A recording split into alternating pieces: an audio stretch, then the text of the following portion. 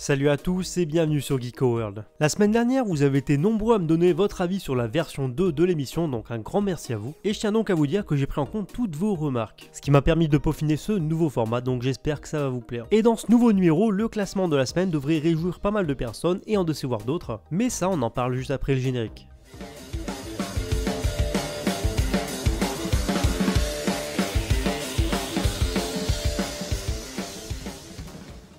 On débute cette émission avec le manga qui a eu le droit cette fois à la couverture numérique du magazine. Le manga qui obtient la couverture cette semaine, c'est Eden Zero, afin d'accompagner les dernières informations, les dernières news concernant son adaptation en animé et son adaptation en jeu vidéo. Et pour rappel, la sortie de l'animé est prévue pour le printemps 2021 au Japon. Le manga Eden Zero s'offre également le lead color page, donc à savoir la page couleur d'ouverture. Une couverture assez fun parce qu'elle réunit quasi tous les personnages du manga. En version chibi certes, mais ça reste très fun. De quoi vous offrir un fond d'écran bien kawaii si vous êtes fan du manga. Et les deux autres mangas ensuite à percevoir justement une page couleur cette semaine, c'est deux séries assez ponctuelles, deux mangas spéciaux. La première c'est Mei no Kichi-san, une série habituellement publiée dans le Pocket Magazine, donc à savoir l'édition numérique du magazine, et Android Man no Inochi, qui a le droit lui également à un chapitre spécial dans ce numéro. Et c'est un manga qui est habituellement publié dans le Bisatsu Shonen Magazine. Et c'est le magazine qui par exemple accueille Shingeki no Kyojin. Sur ce, parlons du classement. Et comme je vous le disais en intro, cette semaine j'ai pris vos remarques par rapport au numéro de la semaine dernière.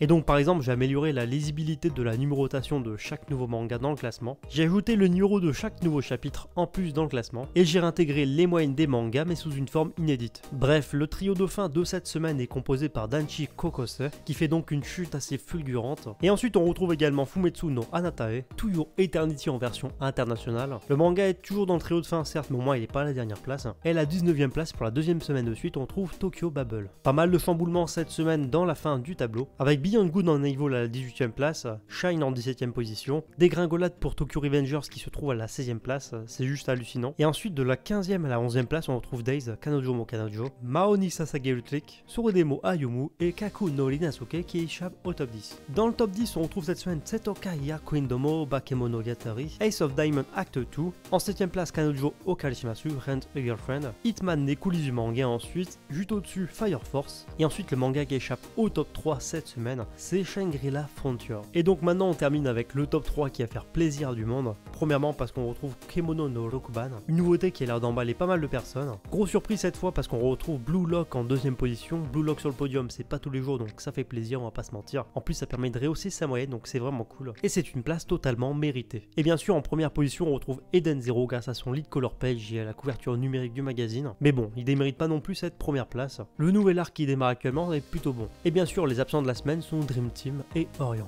Espérons qu'ils reviennent en pleine forme. Et maintenant je vous propose la nouveauté dont je vous ai parlé concernant les moyennes de chaque manga. Et chaque semaine je vais vous présenter justement le top 10 par moyenne des mangas publiés dans le magazine. Pour rappel, ces moyennes prennent en compte justement le nombre de classements moyens dans le magazine depuis le début de l'année. Et perso j'ai trouvé ça plutôt pas mal de vous présenter justement ce classement sous cette forme, sous forme cette fois de top, en prenant à chaque fois le classement moyen de chaque manga depuis le début de l'année. Et bien sûr ça va de soi, mais semaine après semaine justement je vous présenterai l'évolution de ce classement, avec flèche rouge quand ça descend au niveau du classement et flèche verte quand ça remonte. Déjà on voit clairement que le manga Ace of Diamond, Shangri-La Frontier et Days forment justement le trio de ce magazine, le top 3. Mais ce qui est intéressant c'est que dans le top 5 on retrouve à égalité Kaku no Inasuke et Tokyo Revengers qui sont tous les deux à 8,1 en termes de moyenne pour leur classement. Mais ce qui fait plaisir c'est qu'on retrouve aussi d'autres mangas comme Blue Lock, Eden Zero ou Kanojo Okarishimasu, Rent a Girlfriend dans le top. En tout cas vous, je sais pas ce que vous en pensez, mais dites-moi votre avis justement sur ce classement. Dans le numéro 45 du Weekly Shonen Magazine, on retrouvera Tokyo Revengers avec le lead color et la page couleur numérique du magazine, ça fait plaisir. La nouveauté Kemono no Rokuban bénéficiera d'une page couleur, et pareil pour Suredemo Ayumu. Et le manga Ace of Diamond Act 2 va bénéficier de pages bonus avec un chapitre de 24 pages. Maintenant place rapidement un point sur l'actualité, où premièrement plusieurs visuels de gros sorties manga à venir issus du magazine ont été révélés sur internet, c'est des sorties qui arriveront courant octobre au Japon. Et la chose qu'on peut affirmer c'est qu'il y a vraiment du lourd au programme. Alors premièrement la couverture de Shangri-La Frontier a été dévoilée, le manga aura le droit à une édition standard et une édition limitée. On a également eu un aperçu du 11e tome de Orient Samurai Quest, ainsi que Tokyo Babble et son 2e tome, Beyond Good en Evil et son tome 4, le 5e tome de Suredemo Ayumu. Là franchement je pense que la couverture va mettre tout le monde d'accord. Le 12e tome de Eden Zero, franchement le visuel est absolument dingue. Je pense que pour moi c'est sûrement ma couverture préférée depuis le début de la série, simple, basique badass, efficace. Dites-moi ce que vous en pensez, mais je trouve ça incroyable. Le tout a été accompagné également de Day et son tome 40, le troisième et dernier tome de Reaper Dice Game, qui s'est terminé il y a déjà quelques semaines au Japon dans le magazine, et enfin on a retrouvé le visuel du premier tome de Kemono no Rokupan, Beast No. 6. Pas grand chose à dire sur ce visuel, c'est simple, c'est propre, c'est efficace,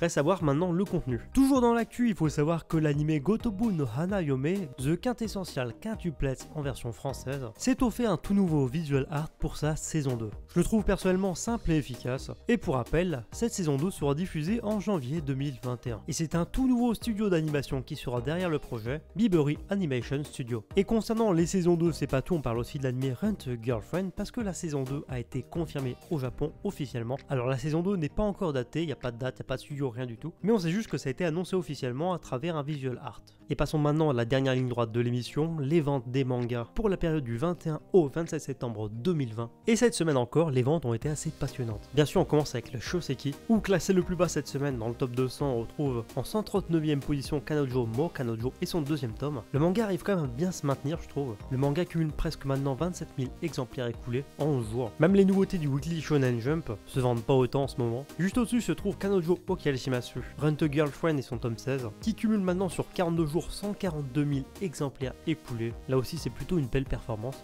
À la 132e place se trouve Gotobu no Hanayome et son 6ème tome en full color édition. La réédition du manga poursuit tranquillement justement son avancement et poursuit ses bonnes ventes. Je rappelle que de toute façon c'est du bonus, avec cette fois sur 11 jours 30 000 exemplaires écoulés. Et le manga classé le plus haut au Shoseki cette semaine, c'est Setokai Yakuindomo et son tome 19, qui a réussi quand même le tour de force à quasi se vendre à 20 000 exemplaires sur la période et qui cumule maintenant 45 000 exemplaires. Et maintenant place aux choses sérieuses avec le top Oricon, je sais que vous l'attendez, ou encore cette semaine beaucoup de mangas se sont maintenus dans le top. Classé au plus bas cette semaine dans le top Oricon, c'est Kaku no Inasoke, qui contre toute attente n'a pas dépassé justement la part des 100 000 exemplaires écoulés. Mais bon, sur la période justement, le manga a réussi à vendre plus de 25 000 exemplaires, c'est juste fou, et cumule quasi 85 000 exemplaires. Et en à peine 11 jours, il manque plus que 15 000 exemplaires au manga pour atteindre la barre symbolique des 100 000. Le manga sauve l'honneur et revient en force cette semaine, ça me fait plaisir. À la 20e place se trouve Tokyo Revengers tome 19, qui redémarre beaucoup plus fort et qui passe juste devant Kaku no Inasoke avec plus de 31 800 exemplaires vendus et qui cumule maintenant quasi 86 000 exemplaires. Ça fait plaisir que le manga arrive à reprendre du poil de la bête.